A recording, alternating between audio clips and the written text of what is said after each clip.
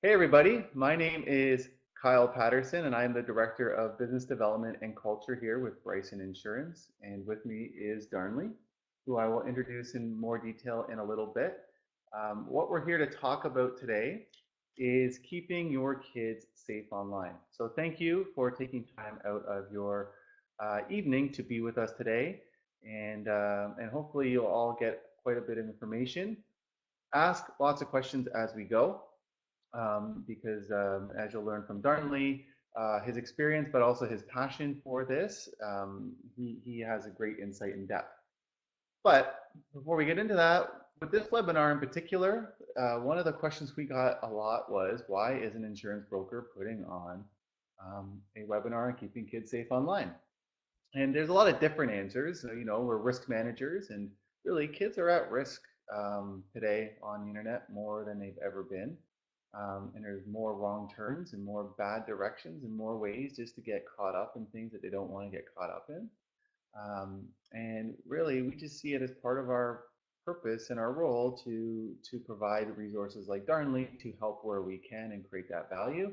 And really, it's linked with our mission statement of what caring insurance brokers do, and then some. You could say this is part of the and then some. So a few stats that I'm just going to go over briefly before we hand it over to Darnley, just to get people up to date on where we are right now in the world of the internet. So currently 1 in 10 children under the age of 8 are using cell phones, iPods, iPads, tablets, so generally things that are connected to the internet and provide these really young children access to the internet. Over half of adolescents and teens have in some way been engaged in cyberbullying, whether they've actually, sorry, that same number have actually been engagers in it and people who have been cyberbullied. But they, on average, do not report that to their parents. And the way that they get cyberbullied the most is through their cellular device. The last stat there is around 1 in 5 teenagers who log into the internet say they've actually been, they've received unwanted sexual solicitation via the web, which is a full range of different types of requests, and only 1/4 of those people actually tell their parents. And so there's just this huge gap of children not telling their parents or other authority figures what's going on the web around them. And an interesting transition into Darnley, but Darnley is the president and founder of Darnit Group. They are an IT company that has now just recently gone to a national company, previously Ontario, but now across Canada. And Darnley has had a lot of experience in security on the internet. So he's worked at or done service with institutions like Deloitte, Princess Margaret Hospital, the University of Toronto, and really secure security agencies where there was a lot of this background of real passion came from. But really, this webinar actually came because Darnley and I were talking, and he was just sharing how passionate he is about keeping kids safe. And so I just would love if you shared a little bit about who you are and why this is such an important topic for you. Sure. Thank you, Carl. Hi, everyone. So what this all stemmed from is being in the security market, and basically what we do is we secure businesses. But as a father, as a new father, I have a 2.5-year-old and now a 5-month-old. One night I was thinking, okay, well, being in that atmosphere, dealing with these security threats, there was a time where I was like, wait a minute, my kids will eventually be in this. And looking at these statistics in the industry, we see a lot that's going on the predator side when it comes to children and teenagers, as well as obviously the business side of things when it goes against corporations. But I looked at this and I said to myself, one day my kids are going to be of age, and our kids will continue to use technology regardless if we like it or not. And I know, as being a security professional, that I realize that my kids will be in that demographic. And I have a boy and a girl, and they're both just as concerning to me as would be any one of you who have kids of different ages. So I put myself in your shoes and said, okay, well, once my kids become of age, what kind of threats are they're gonna come up? What type of issues will they face when dealing with security threats or cyberbullying or different various threats that happen to them on an almost daily basis. So that's kind of where it came from, our discussion, where I realized that this is a very, very important topic, and it's exponentially increasing month over month. Like, this isn't something that's been happening for 10, 15 years. This has been happening and increasing in the last 5 to 7 months. Different threats, different social platforms are now up and are basically springboards for child predators and for identity theft.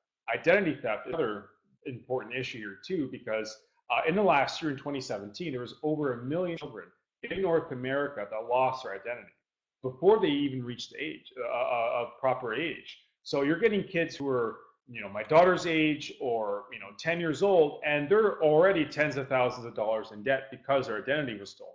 So these are very, very key elements which we'll talk about during this webinar, which is very, very important, because, and that's kind of something my passion is, because I'm seeing this. I'm like, okay, as a security professional, I have a choice to make a change, and to be able to gain awareness to parents. And children are our future. And if we as parents don't actually take the time to sit down and properly assess the situation and deal with it head on, as opposed to just kind of letting the schools or the industry deal with them, as parents, it's our responsibility to make sure our kids are protected.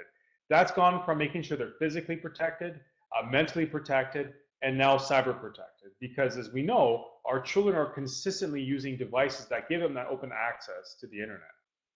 Great. And so, really, what's the big deal around all of this? Yeah. So the big deal is pretty obvious when it comes to when you give a child a device, either that be a laptop, desktop, tablet, cell phone, whatever the case may be. What is the key element here? Well, the key element is this particular device has access to the internet. And we all know that, right? We know as adults that we know what the internet is capable of, if we want to deny it or not. So kids are very curious. So the big deal here is that kids are inherently curious. As we all know, they get themselves in trouble, they get hurt, they get us upset as parents sometimes. But when they're given a device that has almighty access to the internet, the World Wide Web is just a trove of resources, positive and negative.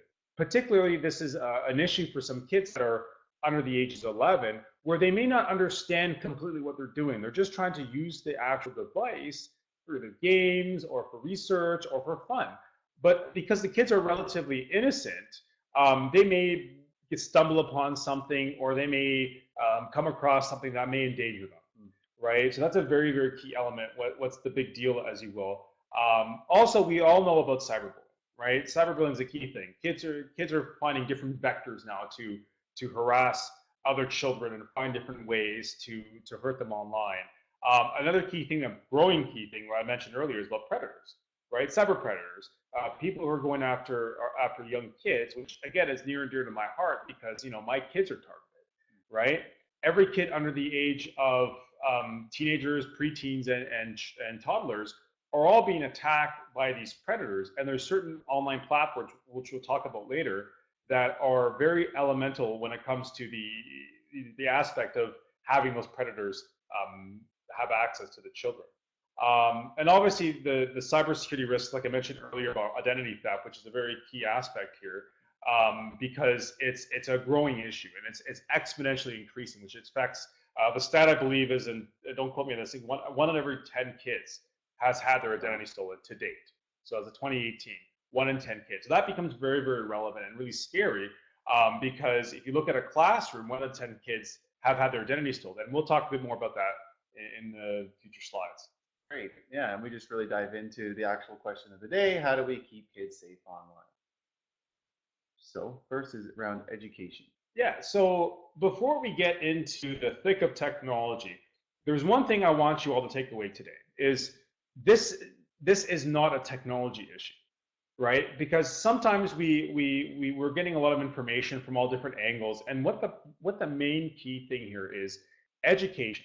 If anything you take away from this webinar today is understanding that educating your child when it comes to using that particular device, surfing online, downloading these applications, teaching your kids the wrong things that can go on the internet, is very key here. It doesn't, you can put any of these protection services we'll talk about later on, different softwares that's involved. That's basically the key thing here. So point one here is know your environment, know their environment. So each kid in different age brackets are all in different sort of categories when it comes to content, applications that are available, and potential of risk. So like I mentioned earlier, point two is talking about inappropriate content. Posting pictures online are great. Kids love to share information. Take pictures of this, about the new bike they got, or this, that, or other thing, or having fun, a community event, a school event, whatever. All that is now being released online. But what some parents don't realize here is you want to take it back a bit for a second and think about, what are we posting online, right? Things that are posted online are not easily erasable. Everything's archived.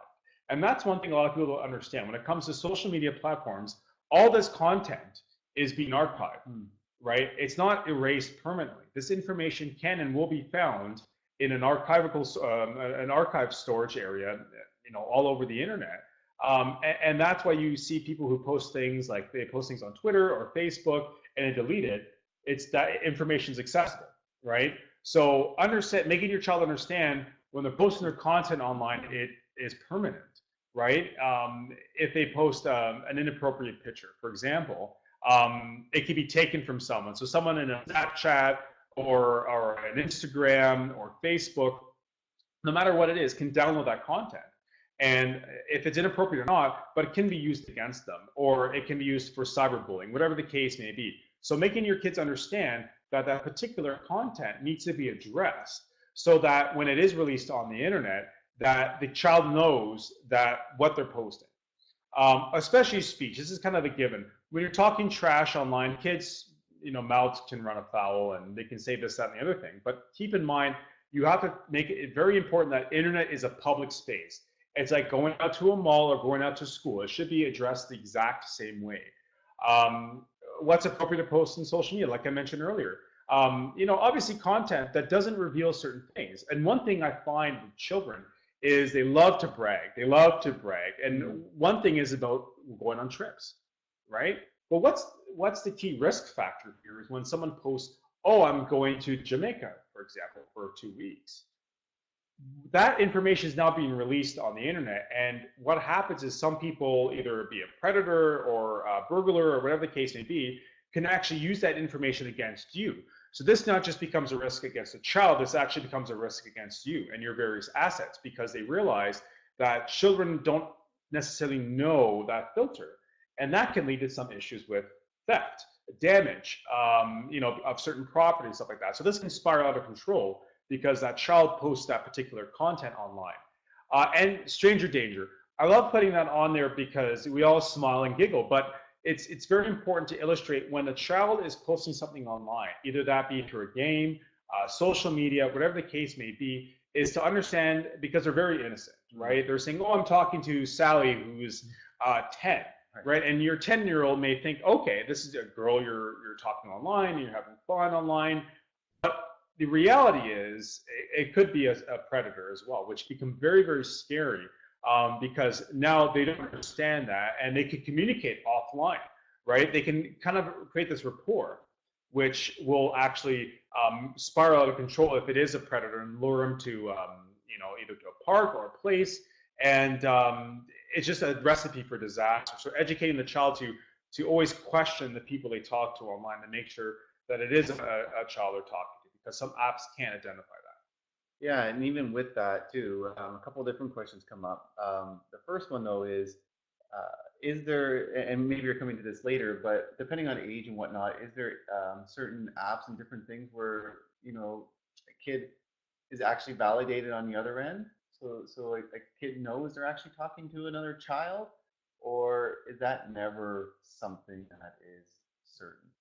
It's a gray area, right? Like, for example, Keep, for example, is an app that doesn't have any validation at all, right? So anyone can create an app. Like you can create a profile in a few minutes, right? But it doesn't validate your age. You can put a fake birth date in there, right?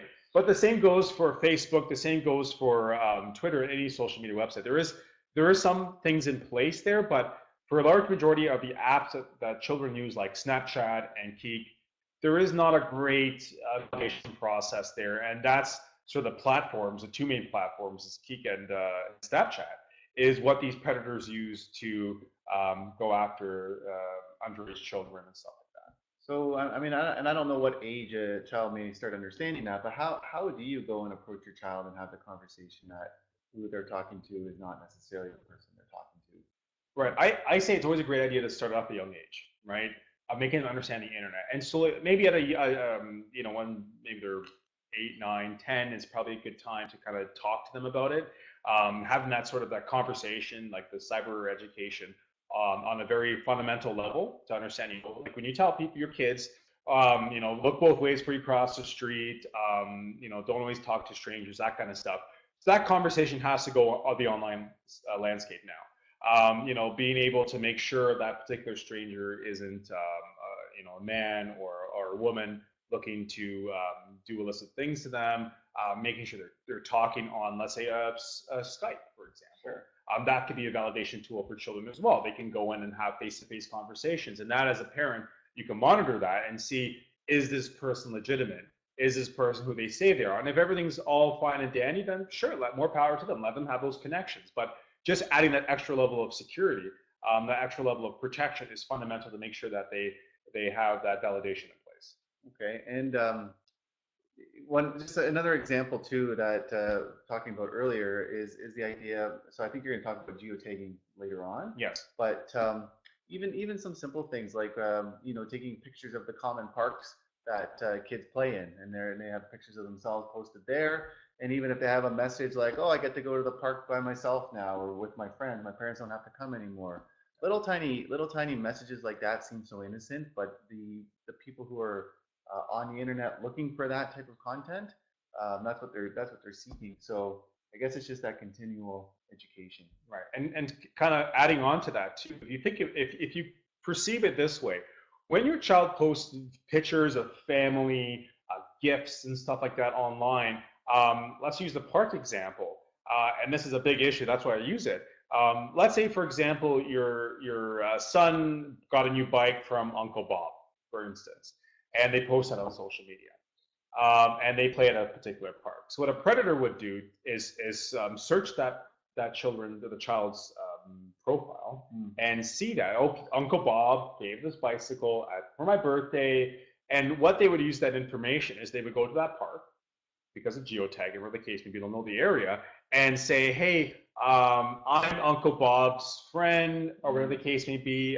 Uncle Bob is sick, or your parents told me to take you to your mom's house, or to your dad's house, or to Uncle Bob's house. So they data mine that information, and that's what they would use against children, either face-to-face or those certain situations. They use that also for picking up kids in school. They use that similar information as well to use against them. So posting that information, those content online, is very key, especially when it comes to geotagging. Just touch on that very quickly.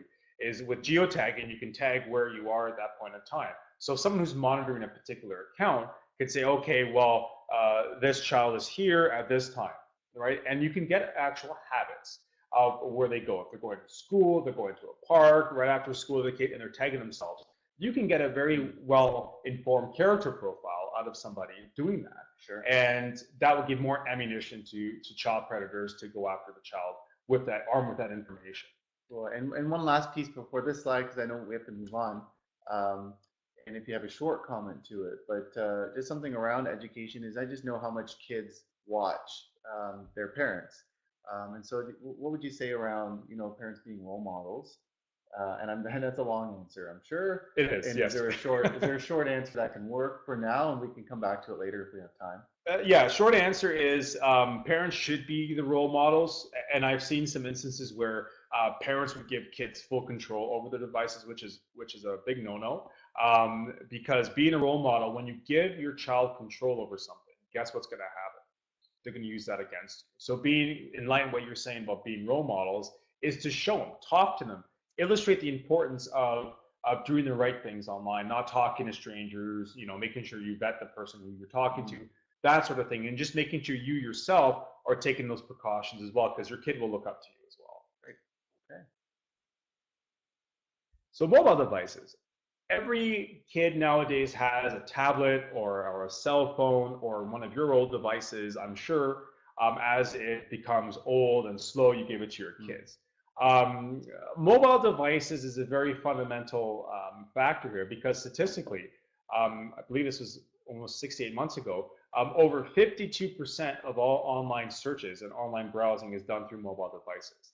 And our children are going to be using mobile devices moving up. They're going to look at a desktop and say, what the heck is this, right? So it becomes very fundamental where to realize that mobile devices are very the epicenter of a change and is what our kids will be using moving forward. So like the first point here, we are moving to a mobile world, as we know. We all have smart devices. If you look how the world was 15 years ago with our old school Blackberries that just did basic stuff, we've now opened up the door to connectivity in our hands. Like everything is now being done through our cell phones and tablets. So our children are seeing that. Our children are being brought into this world knowing that. So as an older adult, you may have been brought up where there's big towers, you really can move around. But not, all kids know is about mobile devices. Some tips as well, like I tell any parent that talks about this, think before you text. Think before you send a message. That's very key here because sometimes certain things that you send, you can't take back, right? So when it comes to saying mean things, hurtful things, it's all recorded first and foremost. But at the same time, we're so quick to type it in, we don't think about it before we hit the send button. Understanding consent when taking photos of others. So let's say, for example, you have a friend who bought this new TV or has these different things. When you're tagging people online, you're just broadening the connectivity of children, of your friends, your child's friends and friends.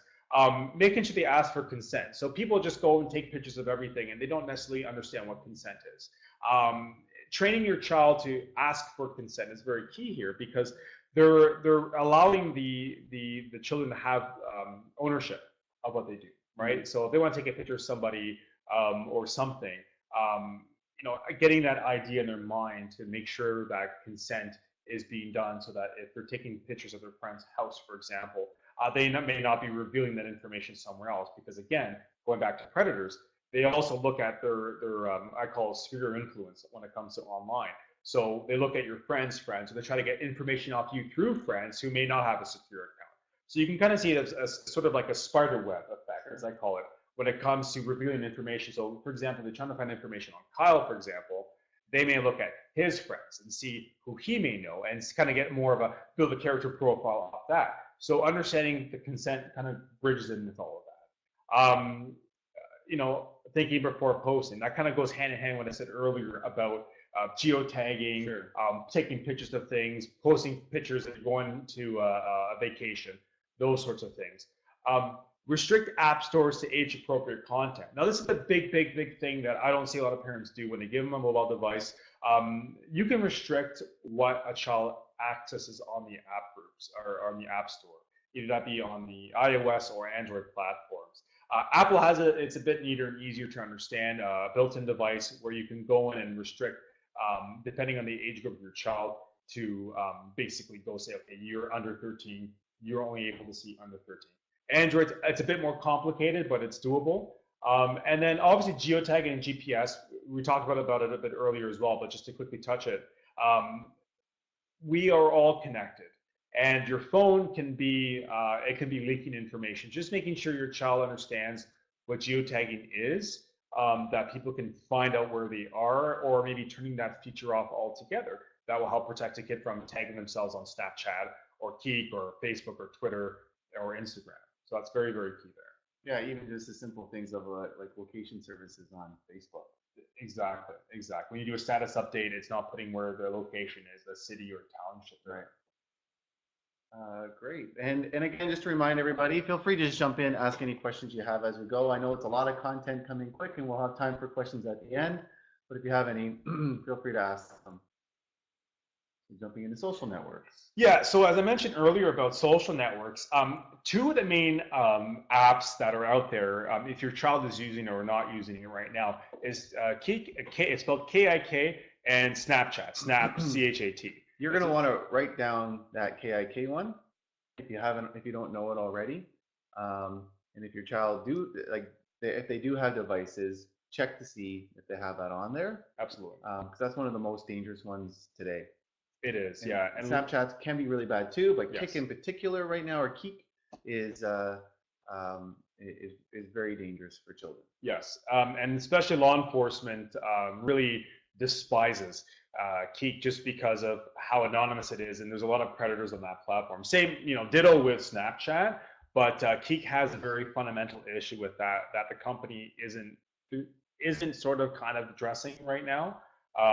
But the problem here is that opens them up just because it's all connected. When you're dealing with teenagers or certain age groups, predators would actually stay in those certain buckets for whatever malicious reason, any intentional purposes. So as we all know too about Facebook, that's one of the biggest things in the news as well about leakage of data, stuff like that too. Just making sure, because I have found kids do use Facebook, even though sometimes they're not supposed to. They use Facebook, they release that information. Same with Instagram, the same company, Facebook owns Instagram for those who don't know. It's basically, making sure they understand what they're doing, what kind of information they're exposing online. But, KIK, Keek, and Snapchat are the two top dangerous applications. So if your children are using those apps today, I would highly recommend you sit down with them tonight or whenever you can. When they wake up. When they wake up, yes, sorry, yeah, my kids are going to sleep now too. When they wake up, to talk to them about it. If they are using those applications, they need to understand the certain ramifications of using those applications. And we'll talk a bit later about certain applications that you can put on their devices to help monitor that. And just with Kik in particular, so you brought, I think you touched on it there, but what is it that makes that one specifically vulnerable? Just so parents, other apps, so you can check for a similar type of vulnerability. Right. Yeah. The problem with Keek is that anyone can start it up. Like within minutes, Colin and I can basically open up a Keek account during this presentation and say we're a 14-year-old girl, for example, then we would have access to all 14-year-old girls in the Keek environment, right? So you think about all the pictures, the conversations that are going on as a predator, not to say we are, but just to illustrate for sake of example, that we can go and search everything that 14-year-old girls or 14-year-old boys are putting on the platform, which can be dangerous because then we can message them, we can talk to them. And that's what predators use to use that as a springboard to elicit either nude photos or hateful speech or whatever the case may be. They use those platforms, and also Snapchat too. They use those platforms to get that sort of information from that. Great. Any other questions on that? You can just ask it. We'll still move forward. Yeah, the app is called KIK, Keek. Yes. Keek Messenger is what you can find it on. So practice safe social networking. That's just kind of the drum we've been beating in the beginning of this presentation. The fundamental issues here when it comes to kids going on social media platforms and parents is their privacy policy and security settings are laid out, right? They say, for instance, Instagram, their policies are laid out in lawyer English, as I call it.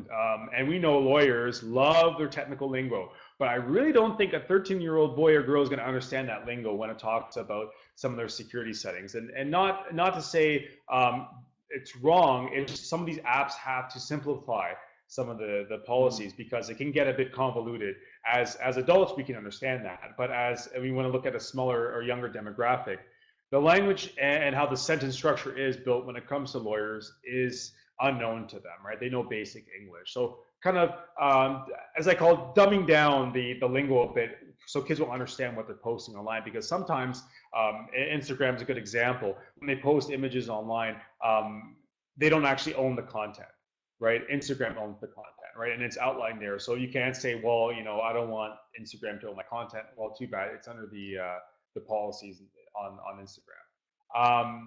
Never, ever, ever include personal information online. Never, ever, ever. And I stress this out because that information can be used against you. It can be used against your children, and it can be used against yourself. So, for example, love of God, do not put the security password or the security information as your pet's name. Do not do that. I've seen that more times. Or don't make it the password or 1, 2, 3, 4, 5.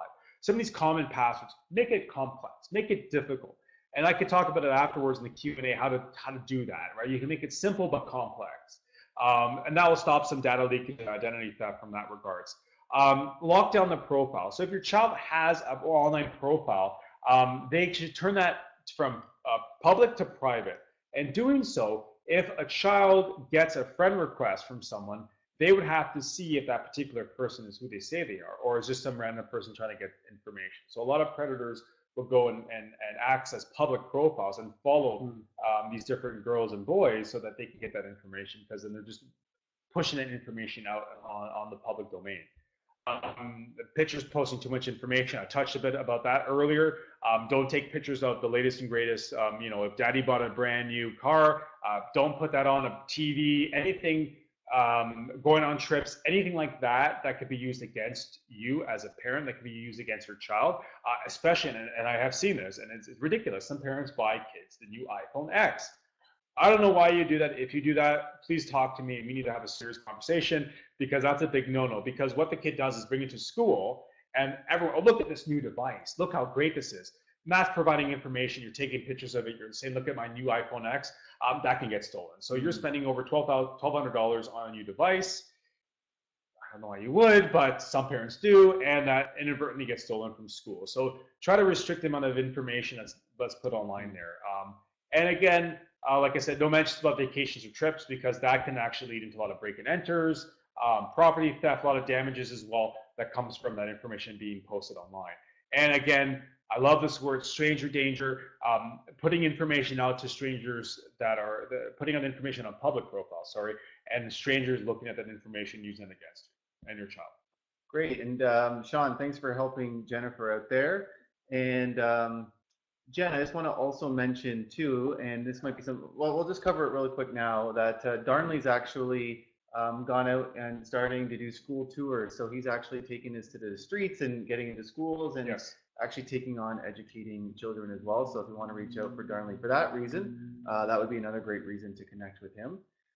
And before we move on, and maybe you'll come to this now, but I can imagine one of the big things that, like, probably parents and kids fight about all the time. I know I did with my mother, and I don't have kids, just so I put that out there, is like, invading my personal space, and looking at, and so how can parents go about, helping their children, protecting their children, looking out for their children, without it really coming like, you are all in my space, let me live my life, my life's online, this is the future, mom, get out of the past, all that kind of stuff. Yeah, and that's an excellent question. I hear that more times than none. In some of the schools I go to, a lot of parents actually bring that up. So that's a great question, and a very simplistic answer. You bought the device, you have ownership of that device, period.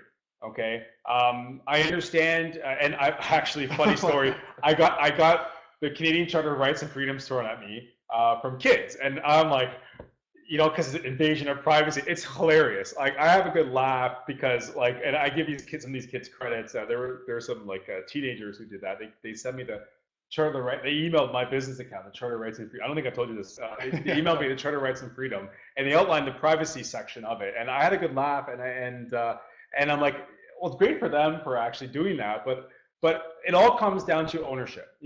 As a parent, when you buy your child a device, you have every single right to look at what's going on that phone. And when you want to think of it this way, kids can kick and scream and say, I don't like Big Brother or Big Sister looking at my information, but it's about their protection.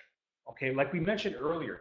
Think about, and this is a growing threat. This isn't something that's just, it's for a few issues. This is a growing threat, and this is the reason why we're putting it on this webinar. It's a growing threat where, if you look at it this way, if your child gets a message, they're using some application, and their friend says, "Let's meet at this park," okay, and this has happened, okay, and I'll tell you a real story that has happened in Canada and in the United States, where a kid would receive a message. They're on Minecraft, for example, and this one kid, she went out to after hours because they were talking over text. The predator and this girl were talking, 13-year-old girl, were talking over text, and they wanted to meet up. They were having so much fun. They just wanted to get together to see each other, and they met at a park. Well, unfortunately, the person the predator who solicited the girl to the park actually ended up kidnapping her and killing her.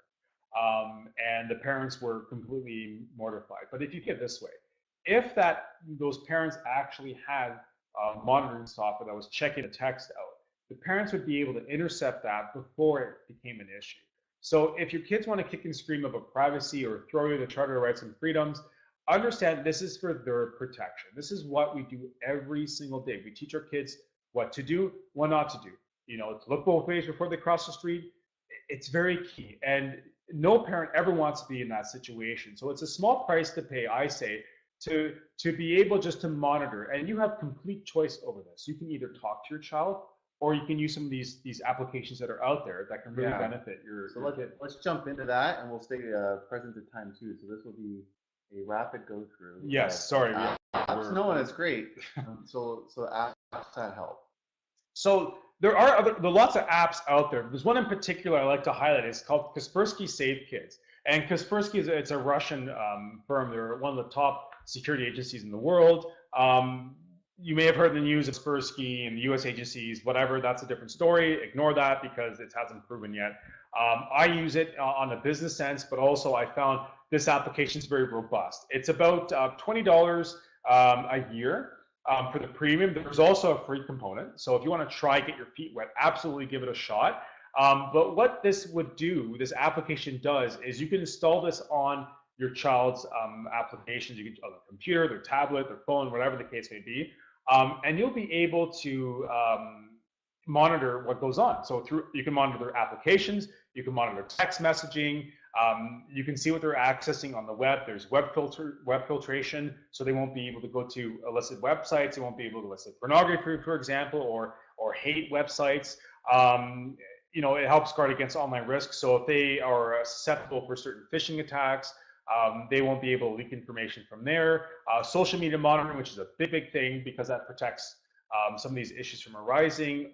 Real-time alerts. So for that past example that I gave you about the 13-year-old girl, you would get notifications right away about that text messaging, and you'll be able to respond to that much quicker. And it's compatible for every operating system, phone and desktop system. Another one here is Net Nanny. We may have known that they've been around for a few decades now, so they may be known to some of you. This is a great one as well. Not as robust as Kaspersky. Oh, and quickly touching about Kaspersky, you can actually geotag location. If your child wants to leave a home late at night, for example, you can geotag your house and set permissions. If your child walks out of your house at a certain time frame, that you'll be notified right away. So if your child is going to go see a predator, you will have the alerts right away. And you'll be able to action upon it much quicker. And sorry, Net Nanny it's also a great application as well. Been known for many years.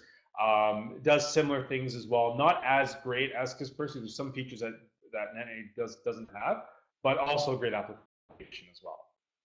Koala Safe is another great tool for if you are using your kids are using multiple devices. It's basically like a little router, a little secondary router that you plug into your existing wireless router, and your children would use that wireless router as well, or they can plug it in on the back as where they can use certain apps, and you can monitor what they can access. It has built-in web filtration system, social media protection, and it gives you all that information in your hands. But the only thing with this application is it only works in your local environment. So the second they step outside of that, they don't have the safeguards with this application. And that's neat too that this one is used with game consoles as well. Correct, yeah. So if they have an Xbox or PlayStation, or the case may be, you can set permissions with this as well to block that. After a certain time, you can set limits to when they have access to your game console. And a lot of the features are built into applications. So just to quickly touch on this, Apple has one of the great robust built-in features for applications. So you can basically turn it on and off what applications you use. So you basically would go into the restrictions application, set a password on your application, and let's say if you saw your child has Kik, for example, you can actually just straight up disable it, right? So the kid won't be able to add or continue using the application because it's set as a restriction. Android has similar built-in functionalities, a little bit more complicated, but similar fashion as well. Great. And we are at our thank you screen. So thank you, Darnley, for giving us your time today. My pleasure. There was a lot of great information here. If anybody has any questions, we'll just hang out for a minute here. I would like to thank Denise, Sean, and Jennifer for contributing, and everybody else who's been on this webinar with us. We'll hang out here for just a little bit longer. I will, in the email that comes out following this, I'll make sure that we have links to the different apps that Darnley spoke about, and Darnley's contact information will be there as well. So if you have questions that you want to ask privately or outside of here, feel free to do that with Darnley directly. Sure. Okay, everybody, have a lovely evening. You want to say anything else to close us up? Yeah, just one more thing too. There's a really neat website for those who are still on this conversation called getcybersafe.gc.ca. It's a federally funded website that actually gives very useful information, and we can include that in the email as well, that would give that information to you. So you'd be able to get more resources and more information. It's free. The government pays for it, so it's great. It's a great resource for parents, teachers to actually access, to be able to use that information for themselves, or to be able to teach that cyber safe information. So that's an excellent resource. I always recommend parents of all shapes and sizes to use that actual website for that information. Great, thank you. And that is the correct getcybersafe.gc.ca. Correct, yes. But we'll send that out as well for those who may or may not see that message. But it is getcybersafe.gc.ca. Great, this is Sean. It's like having like an assistant here live with us. Yeah, we'll send you the check in the mail after this. Yeah, and thanks, Joanne. It was thanks for participating. Okay, guys, have a great evening. Take care, everyone.